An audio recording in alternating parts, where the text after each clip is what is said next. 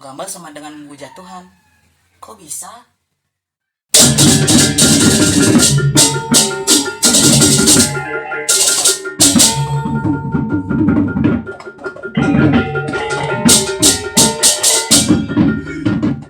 Om Swastiastu.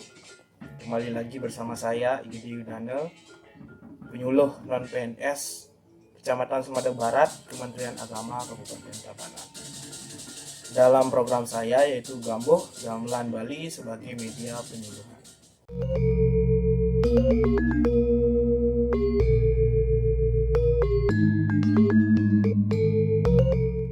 Pada kesempatan kali ini kita membahas tentang kosmologi gamelan Bali.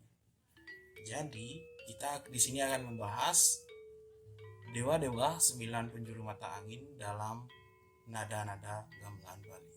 Wah, pasti kedewa-dewa nih. Bukan begitu. Pembahasan kita pasti akan menarik. Tonton video ini hingga akhir. Pertama-tama saya akan menjelaskan dari mana nada-nada tersebut berasal.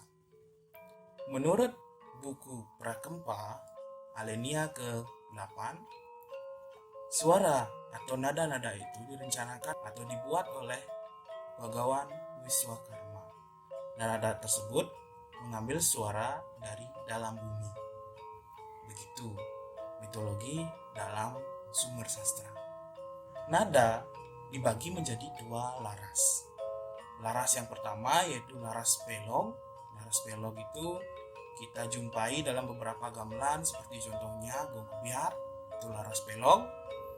Sedangkan laras selindro kita dapat jumpai pada beberapa gamelan seperti contohnya angklung, itu selindro 4 nada, gener, selindro 5 nada, rindik dan lain sebagainya. Pelog tersebut jarak nadanya tidak sama antara satu nada dengan nada yang lain. Sedangkan laras selindro hampir sama jarak antara satu nada dengan nada yang lain. Nah, di sini yang pertama laras pelog itu bernama Pancetirta. Pancetirta tersebut terdapat pada arah mata angin yaitu timur, selatan, barat, utara, dan tengah. Nah, masing-masing dewa penjuru mata angin itu memiliki satu nada. Contohnya, pada arah timur, Dewa Iswara dengan warna putih itu memiliki nada dang pelog. Pada arah selatan, Dewa Brahma dengan warna merah, nadanya ding. Barat, Dewa Iswara, warnanya kuning, nadanya deng. Utara, Dewa Wisnu warna hitam, nadanya dung. Sedangkan di tengah, Dewa Siwa dengan warna mancawarna itu nadanya dong. Nah, seperti itu menurut penjuru atau arah mata angin. Nah, sekarang bagaimana dengan laras selindro? Nah, laras selindro tersebut arahnya yaitu tenggara, barat daya, barat laut, timur laut, dan tengah. Tengah itu di bawah. Yang tadi tengah atas Siwa, yang sekarang tengah bawah. Pada arah tenggara, dewanya Maheswara, warna merah muda, nadanya endang. Jadi itu endang dalam istilah selindro. Nah, untuk arah barat daya, dewanya Sangkara dengan warna oranye, nadanya ding. Lalu pada barat laut, dewanya Dewa Rudra, warnanya hijau, nadanya neng. Pada arah timur laut, dewanya Sambu, warnanya abu-abu, nadanya nung.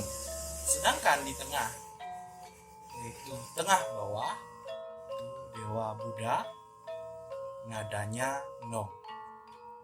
Demikian tadi nada-nada menurut 9 penjuru mata angin.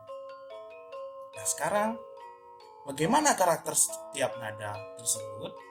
Nah, yang saya bahas di sini hanya pada laras pelog, karena laras tersebut merupakan laras yang paling populer di Bali yang kita dapat jumpai pada gamelan, khususnya atau contohnya gamelan gong kebiar. Masing-masing nada tersebut memiliki karakter. Nada dang pada arah timur karakternya dinamis, nada ding pada arah selatan karakter keras, nada deng pada arah barat karakter agung, pada arah utara nada dung karakternya lembut dan sejuk, dan yang terakhir nada dong pada arah tengah yaitu karakternya tegas. Bagaimana maksud karakter dari nada tersebut? Nah, saya contohkan dalam gending potopengan misalnya. Contohnya pada gending topeng keras. Topeng keras tadi saya mengambil satu contoh gending topeng keras yaitu Wireng Prabawo. Jadi gending topeng keras itu ada namanya Wira Kesari dan Wireng Prabawo. Yang saya bahas ini adalah gending Wireng Prabawo. Bagaimana gending tersebut? Gendingnya seperti ini.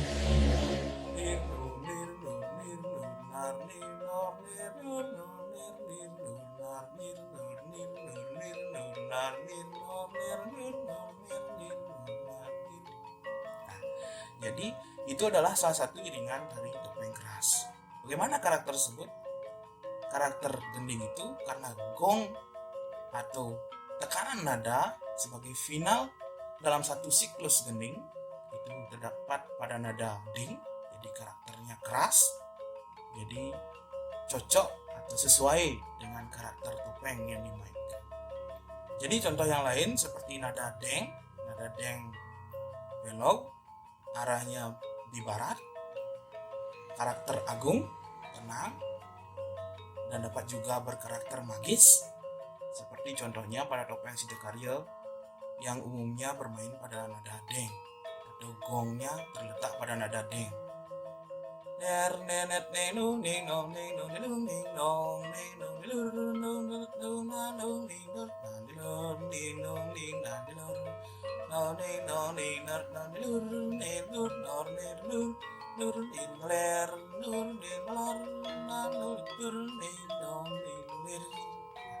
Jadi deng itu sebagai akhir satu siklus lagu pada nada deng, karakter tenang, agung, namun juga bersifat magis.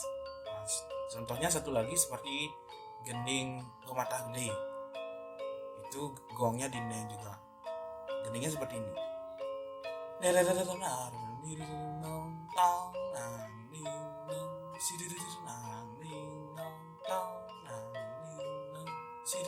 Nah, jadi gongnya dindeng, karakter lagunya jadi magis, tenang, agung.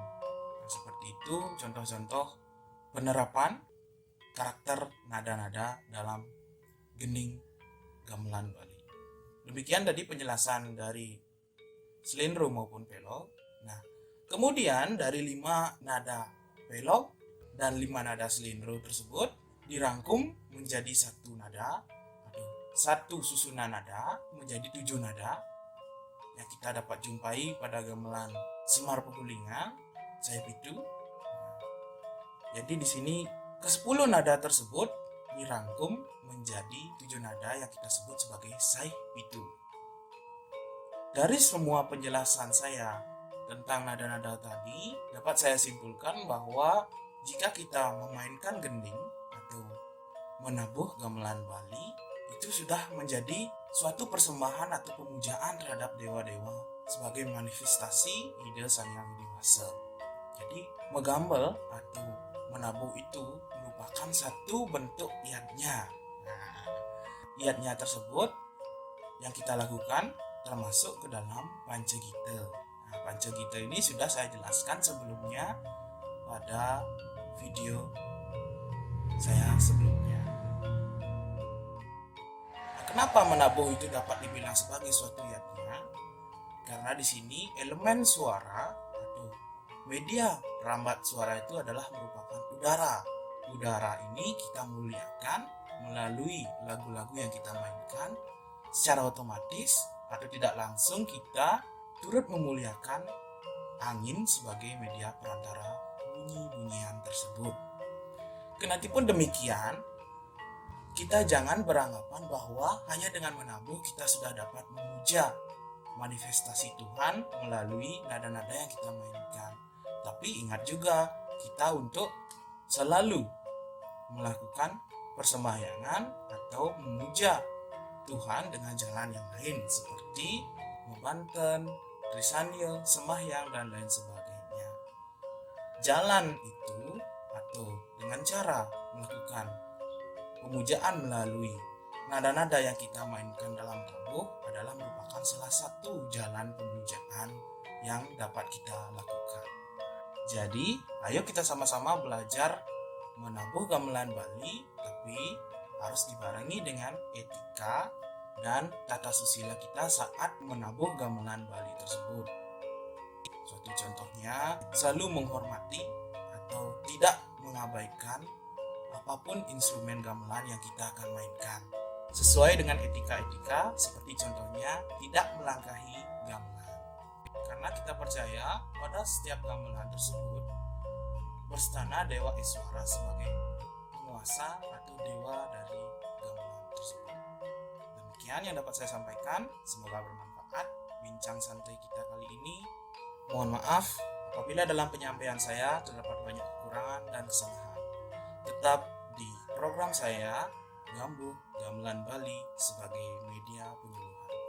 Om Santi Santi Santi.